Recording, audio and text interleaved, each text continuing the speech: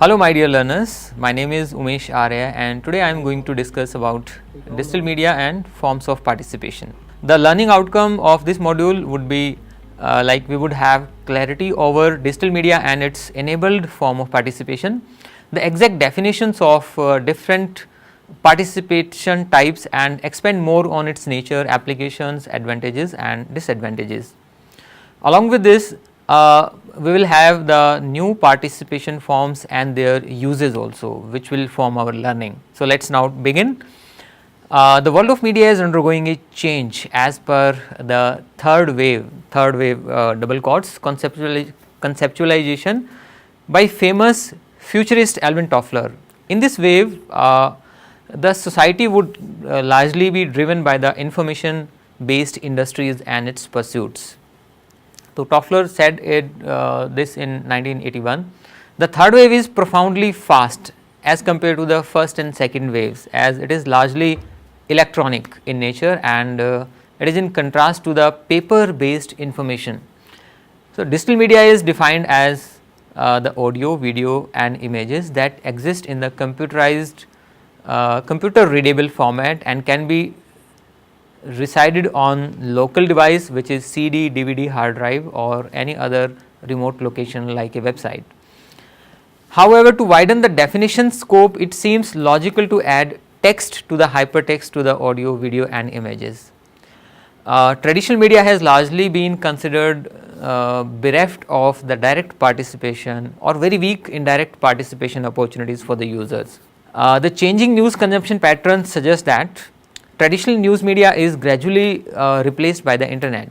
While positioning the internet as a participatory or interactive media, the advance of participatory media promotes individual social engagement and allows them to easily express themselves by connecting with the peer groups.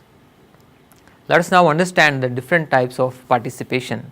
The participation can be of two types. The first is active participation, the second is passive participation.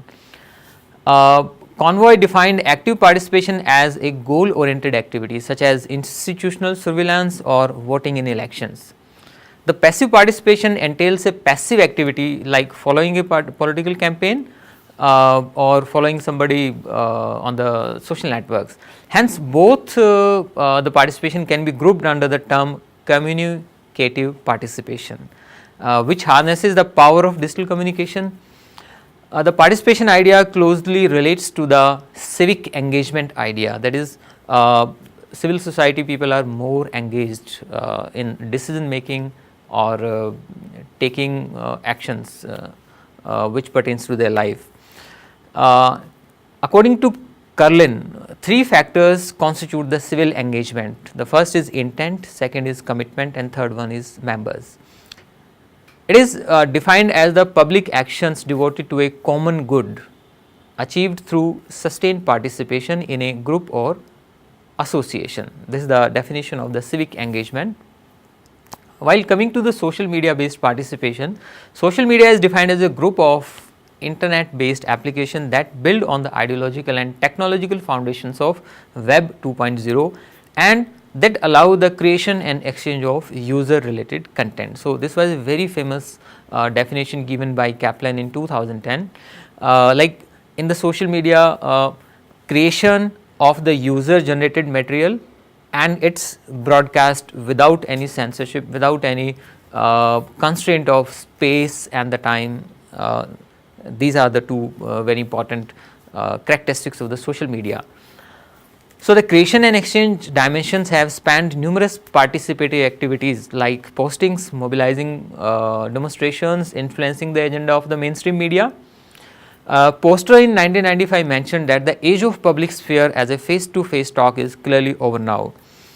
The question of democracy must henceforth take into account new forms of electronically mediated discourse, which is the online media or the social media. So, the social media tools can be effectively used to manage a risk or crisis. Greater access to information, more opportunities to engage in public and speech, enhanced ability to take a collective action, shaping the coverage in terms of what journalists cover, Political and solution revolution, platform for discussion of ideas, knowledge exchange and experiences. Along with this, changing the way citizens use the citizens. Communication during emergencies, not seeking information from emergency agencies, but providing it publicly via ICTs during crisis, and civic engagement and citizen participation. So, like we can say that the social media applications, they do not just involve the government agencies also, or the certified emergency services also, but they create their own agencies, their own application, own services in order to send the message across to the people at large who are online. And Facebook is arguably the most important tool of social media. NGOs, pressure groups, political organizations, trade groups and various other common interest groups, they have used Facebook for information exchange, discussion and critiquing the public policy issues, influencing the agenda of the public authorities and the like the similar things. And netizens have devised a very few unique form of participation in terms of vanity publishing. Vanity publishing means posting their own photos of picnic, journey, family, work, expedition, etc. Approving others' postings, making funny comments and gestures like emojis, which foster a sense of well-being, suggestions and helpful remarks on the posts, engaging in fruitful discussion. And it may be academic exchange activities also, it may be propagation of or debunking of a particular ideology, like feeling of a valued participation, etc. So, the mandate of the social media participation is quite wide. You can share your post also, you can like or dislike, or you can debunk other ideologies as per your wish. So, it seems that the social media entails the digital equality, seamless space for opinion expression, unhindered scope for regional language postings and sharing, broadcasting of user generated content like memes and other self creations. We then have internet forms also known as community bulletin boards. Internet forms are like message boards, and they are defined as the online discussion sites where people can hold conversations in the form of the posted messages. It is an online public space where people can post questions and discuss the related issues. These messages are posted in various categories, subcategories and in the specific threads with the option to reply, forward, rate, like, dislike, support, etc. Various forms are in vogue these days. The one is Quora, another was in Ask Science, Reddit, Chronicle.com, etc.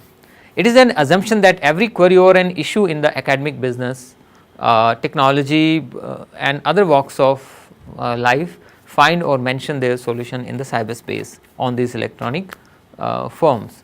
This solution may lie in the random posts, but of late search engines have started displaying the internet forms which has suggested a solution in the preferential manner.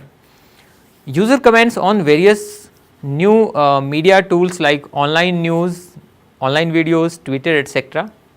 serve from their very nature as a subjective way of evaluating videos, evaluating other users' comments, and as a way to post thoughts and opinions inspired by the video or the comments of the users also. Yeah, the comments hold great potential of judgment of media performance or user generated content by the intended audience. Comment participation makes user point of view heard and archived, which creates a notion of informed debate for other web page visitors. Comments appear on the interpretive stage of the media message, whereas the source's wisdom ends and the viewer's interpretation frame starts. The number of viewers intending to be heard is all time high now, in contrast to the frugal media space devoted to the readers of traditional media, for example, letters to the editors, phone-ins, news bites of commentators during the elections or disasters, etc. As explained of above, mainstream media don't present sufficient audience feedback opportunities. In today's digitally interactive participatory environment, every online news, video, blogspot and community forums posts present sufficient space to every reader to air his or her own views without limitation. More so, a social network of the comments can be built by replying to the already present comments or adding a fresh one. In most cases, the comment section is largely free, and in rare cases it is moderated by the site administrator to filter offensive or inappropriate posts. This unique form of participation has given rise to various research opportunities for the evaluating media's effectiveness, sentiment analysis of the news, introspection for the journalists and the like. Let us now understand the e-governance and its impact of participation. Electronic governance, that is e-governance, is the web enabled interaction of citizen with the government, which is known as C2G, government to citizen, that is G2C, business to government, that is B2G, government to government, which is known as G2G. It also means the application of technology in internal government operations to simplify and improve democratic government and business aspects of the governance. This is a very famous definition of e-governance given by the United Nations. The mission mode projects under the national e-governance projects of Government of India have greatly benefited the citizens of the country. These projects at central level include mainly railways, reservation, passports, banking, land reforms, taxation, e-bhasha, e-sansad, UID, insurance, pension, etc., whereas the state level citizens can access e-panchayat, CCTN, that is a police network, transport, e-district and other e-portals. At integrated level, people use e-courts, India portal, social utility portal, common service centers, e-business, etc. So, various studies have shown considerable benefits accrued to the citizens because of the e-governance projects. They are able to save their time, money and get assured quality service at their doorsteps. Then there are online community groups. Community groups online are group of people with a common interest who interact in the virtual environment. The community is formed on the basis of many parameters. The first is location, that it can be the community can be local, national or international. Second is language, it can be any language, local language, French language, Spanish, Hindi, etc.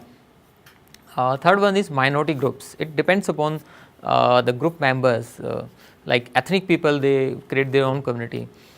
Industrial professionals, technology geeks, etc. So, anybody can form a virtual community based on any parameters. So, virtual communities have resulted in globalization, that is the ability of the internet to both expand users' social context and bind them in a more closely close manner to the place where they live. So, group of health professionals, citizen activists, technology business professionals, social workers, etc., they have joined online communities to share their experiences and offer their support to the members and create solutions to the existing problems. The education field perhaps is one of the most bigger beneficiary of the community in the form of the open courseware and the MOOC. A unique shared community learning space has been added because of the new dimension of the online learning. Then there are WhatsApp groups and online petitions. Instant messaging apps like WhatsApp and Telegram have replaced the somewhat weaker cousins, that is SMS, in delivering messages. As compared to the SMS, images, video, text and external links openable within the current WhatsApp window, sound file, etc., can be sent without subjecting to any limit on the data and message size. As we all know, we are the regular user of WhatsApp and SMS. We know what are the limitations, what are the advantages. So, we do not need to expand more on that. All organizations like industry, police, education institutes, government departments have dedicated WhatsApp groups of their staff in order to execute tasks in a timely and different manner. Online petitions are also known as the internet petitions or online petitions or the web petitions or simply the e-petitions. This is a digital form of activism which aims to advance one's own agenda. The digital activism is defined as the political participation activities and protests organized in digital network beyond proper representational politics. It simply means that the traditional medium does not give the space to the common man to assert their voice, assert their rights. So, digital activism provides the online based tools, and online tools are easily accessible by the people these days. So, this digital petitionism is used by activists to garner public support on serious public issues hitherto overlooked by mainstream media or politics. For example, gay rights, child rights of single mothers, legislation or forest right of the tribals, privacy policies, data protection, academic reforms, etc. E-petitions hold considerable promise in influencing the agenda of the polity. The snowball effect of e-petition results in widespread awareness on any given issue within a relatively less period of time. Research has shown that this idea has been received well by the public and authority in the power. The traditional media has so far suffered criticism of being the ivory tower, where a few hundred people decide what the millions of audience should watch, and thus leaving them on a non-participatory mode. This has changed with the advent of technology. Now, even a common man can assume the journalist's role by clicking the photos on the spot and recording video of the incident in the real time. The concept of citizen journalism, which is also known as public journalism, participatory journalism, or the democratic journalism, it is based upon the public citizens playing an active role in the process of collecting, reporting, analyzing and disseminating the news and information.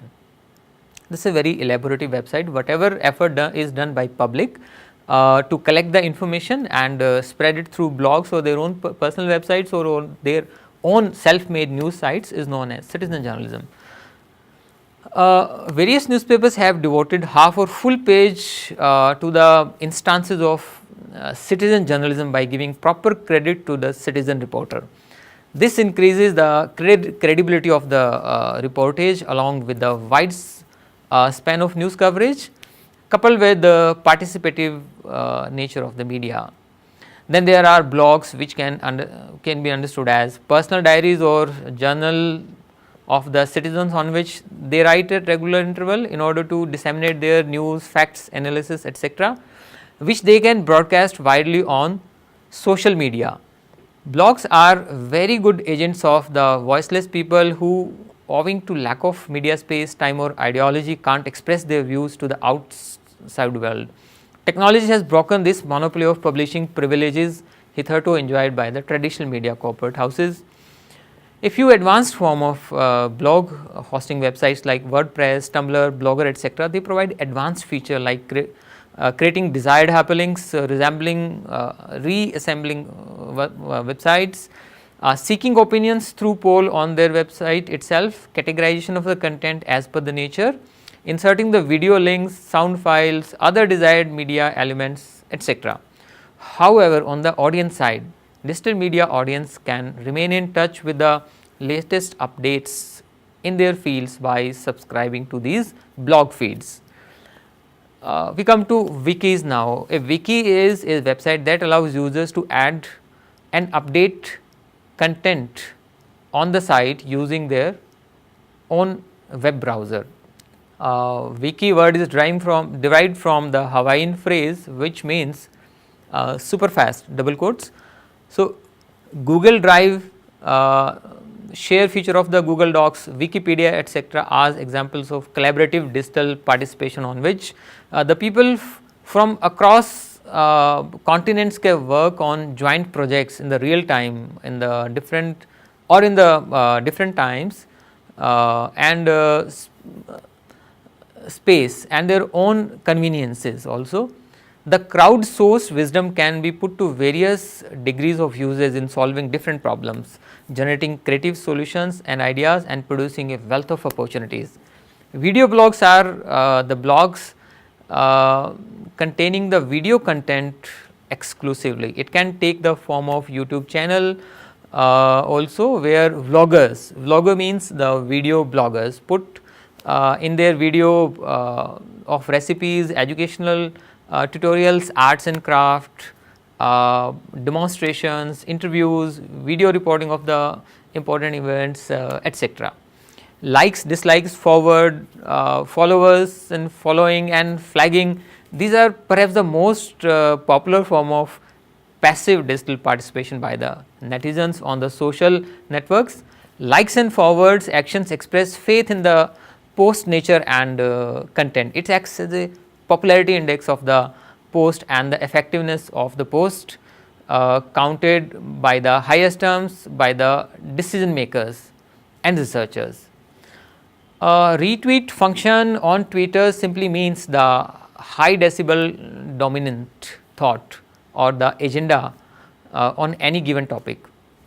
Though bots in many cases are programmed to post in favor or in against of some issue, but dislikes on the contrary denote a negative side, because there are bots running on the Twitter these days which can do these automated functions, but nevertheless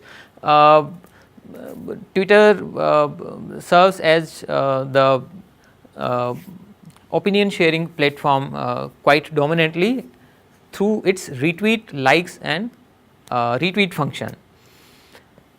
The followers and the following parameters on social media posts indicate the clout quotient, that is the effectiveness quotient of the person. The more follower a person has, more the influential level.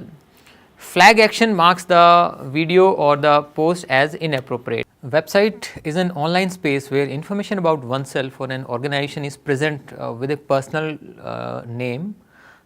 People are given free facility to make their own websites, that too without needing any technical experience or the coding, etc. By selecting the ready-made templates and designs and a preferred domain name, the mobile and desktop versions of the website are ready within no minutes. This is a very unique form of participation. Those who are reluctant to participate in blog writing due to functional constraint can easily resort to the website mode.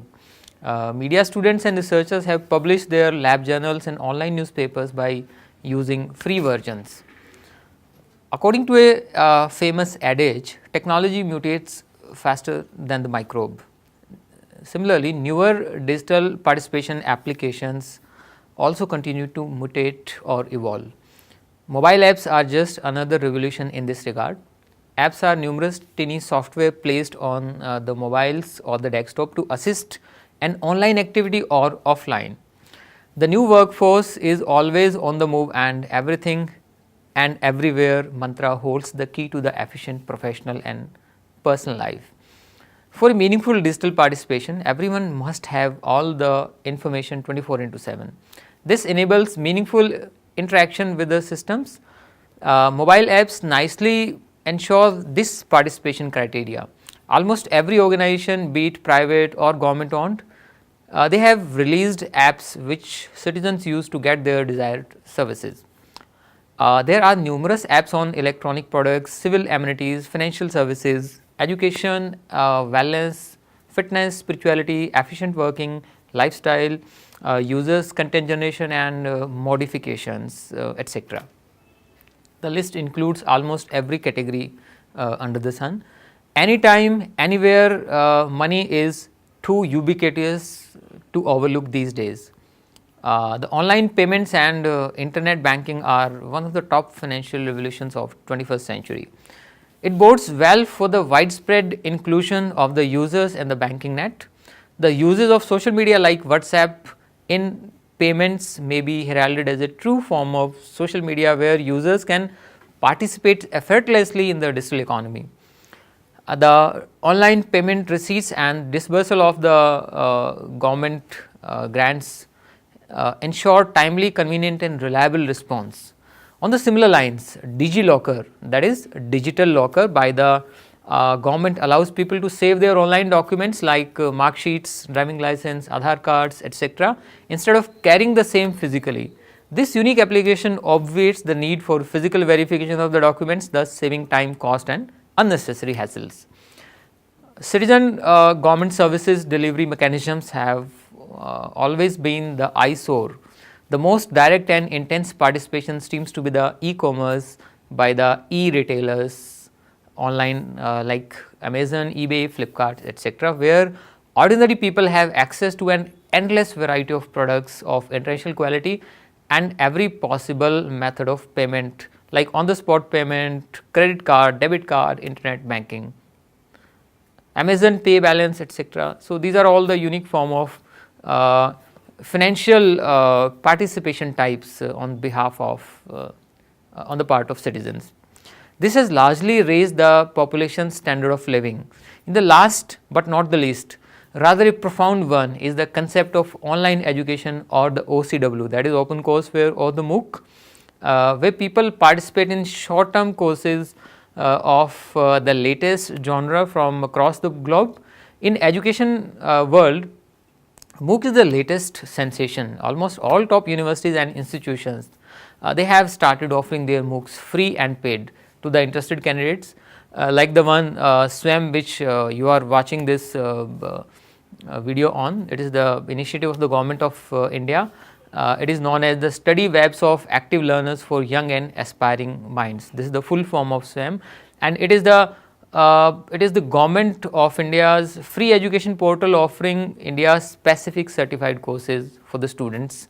Though it started a bit late in India as compared to the Western world, but in a short span of time, people have realized the value of market-oriented skills and access platforms like websites and apps, etc., to bolster their skills and participate in the economy as a fully prepared and digital savior manner.